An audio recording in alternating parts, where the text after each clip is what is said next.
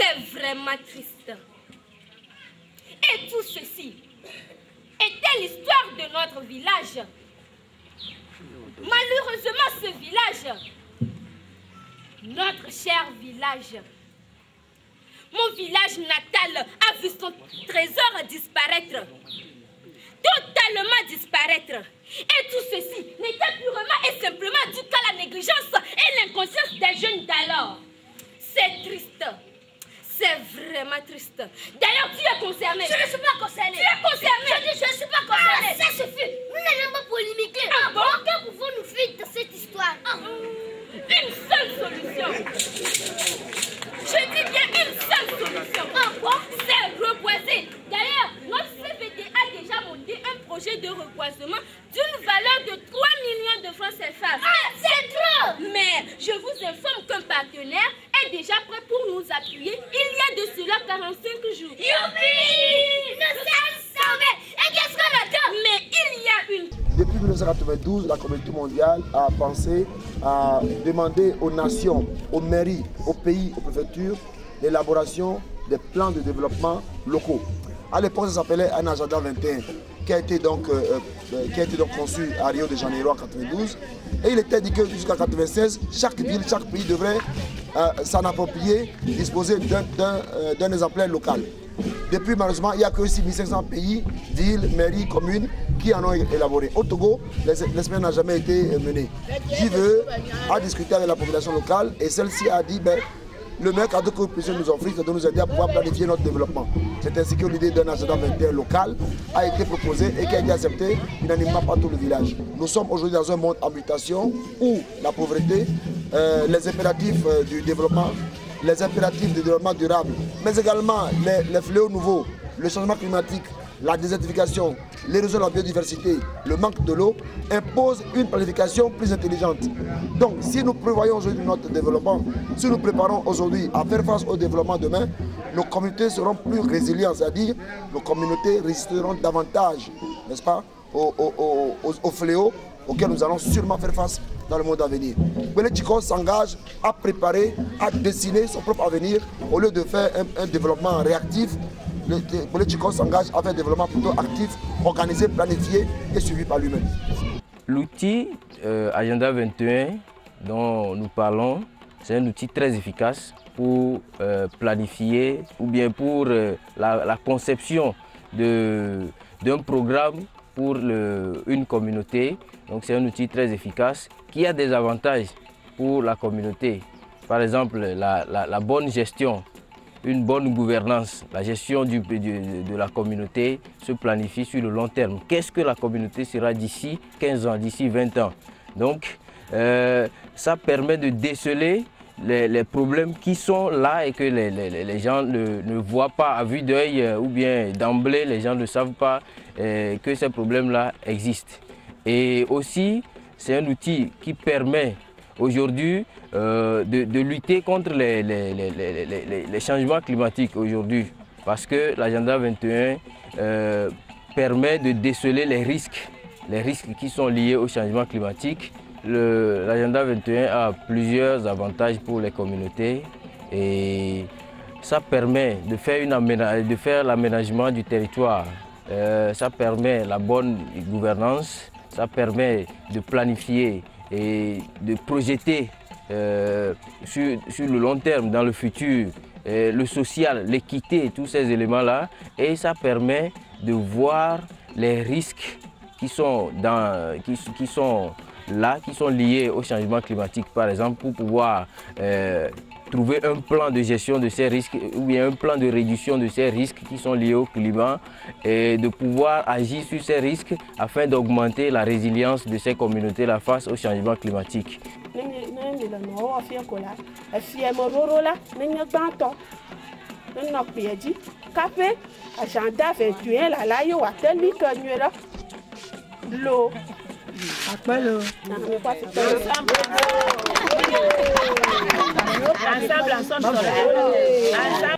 Pour le concevoir, donc, il y a un certain nombre d'étapes qu'il faut suivre, des étapes très basiques qu'il faut suivre pour pouvoir le concevoir. Alors, dans un premier temps, il y a l'étape de diagnostic le diagnostic global pour la communauté, voir qu'est-ce qui ne marche pas dans la communauté et énumérer les problèmes, les enjeux au niveau de la communauté. Et au-delà de ça, il faut aller vers les partenaires qui vont aider la communauté à faire cet agenda-là. C'est-à-dire une ONG qui est très reconnue de la place pour pouvoir vous aider à faire l'agenda, comme JVE par exemple est en train de le faire à Tchiko. Donc, chercher les partenaires. Donc, après avoir cherché les partenaires, il faut aller vers l'étape 3. Et l'étape 3 là, c'est une étape à laquelle il faut faire les enquêtes et aller dans la communauté, discuter avec les gens, voir les problèmes et les noter. Et également, à la dernière étape, c'est l'étape de vérification, c'est l'étape de réactualisation ou bien d'évaluation de l'agenda 21 parce que c'est un outil qu'il faut évaluer au fur et à mesure qu'on évolue et également prendre en compte les enjeux qui font face ou bien qui surviennent au cours de l'évolution de la communauté. Par exemple, s'il n'y avait pas des problèmes liés à l'inondation d'une zone et que l'agenda 21 est en cours, quand on évalue ça, on essaie de prendre en compte maintenant les nouveaux problèmes de la communauté dans l'agenda 21 qui a été déjà élaboré. Donc c'est en cela que l'étape 4 qui est l'évaluation et la réactualisation de l'agenda 21 est très utile.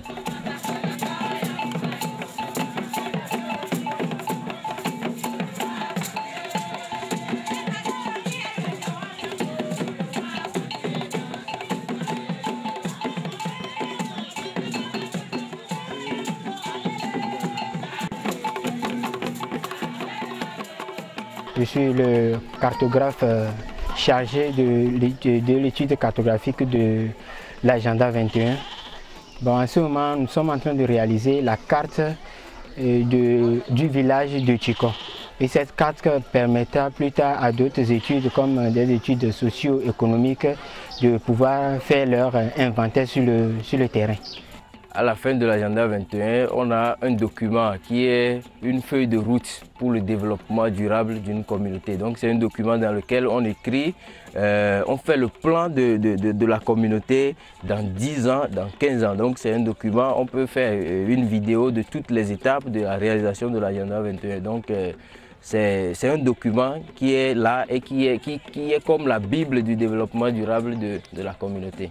Aujourd'hui, nous sommes à l'étape de vérification parce que nous avons fait les enquêtes au niveau de la communauté. Nous avons essayé de dégager les problèmes. Donc aujourd'hui, nous sommes à l'étape de vérification de ce que nous avons eu à collecter comme les enquêtes, tout ça là. Donc nous vérifions tous ces éléments là pour produire un rapport au niveau de chaque commission qui ont été créées. Donc les commissions ont été créées, on vérifie tous ces éléments là pour pouvoir produire un rapport de commission. Chaque commission aura à produire un rapport.